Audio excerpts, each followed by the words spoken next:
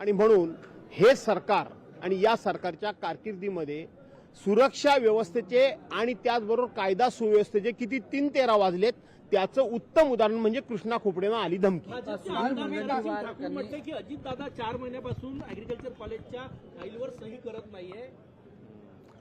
असं आहे की ज्या वेळेला विरोधकांच्या फायली थांबवून ठेवल्या जातात, फायली कसल्या आमच्या फायलीच नाही, विकास कामांच्या फायली असतील, त्यावेळेला सत्ताधारी पक्षाच्या लोकांना आनंद वाटला होता.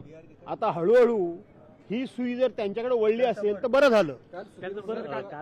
काल तुम्ही मुख्यमंत्र्यांच्या पुस्तक प्रकाशनाच्या कार्यक्रमाला गेला होता. भाजप ज्यावेळेला पूर्णपणे बहुमतात येईल त्यावेळेला वेगळा विदर्भ जो आहे हा केला जाईल किंवा त्या दृष्टीनं विचार केला जाईल. बावनकुळेंनी सुद्धा असंच विधान 2 दिवसापूर्वी केलं होतं. असं आहे की 2014 पूर्वी भारतीय जनता पार्टीचं वेगळ्या विदर्भामधलं काय काय मत होतं, श्रीहरी अणेमपासून सगळे जरा रेकॉर्ड काढून बघा बाळानो.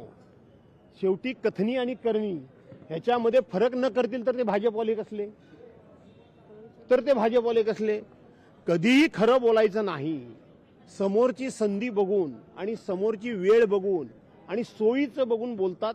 त्यामुळं ते काय त्यावेळेला काय सांगत होते, आमचं सरकार येऊ दे. सरकार नव्हतं आलं. आज 2014 पासून कोणाचं सरकार आहे, त्यांचंच सरकार आहे. परंतु वेगळा विदर्भ वगैरे काही नाही. सत्तेकरता सगळ्या गोष्टी खोटं बोलणं हे त्यांचं काम आहे. याच मुद्द्याला अनुसरून नाना पटोलेंनी असं म्हटलं की हा मुद्दा तर आमचा आहे. म्हणजे नागपूरमध्ये जोपर्यंत शिवसेना हिंदुहृदय सम्राट शिवसेना प्रमुख मान्य बाळासाहेब ठाकरेंनी भूमिका यापूर्वी जाहीर केलेली होती की आम्ही पूर्णपणे अखंड महाराष्ट्राचे समर्थक आहोत. महाराष्ट्राचे तुकडे पाडण्याच्या बाजूने माझा पक्ष नाही, माझं नेतृत्व नाही. धन्यवाद.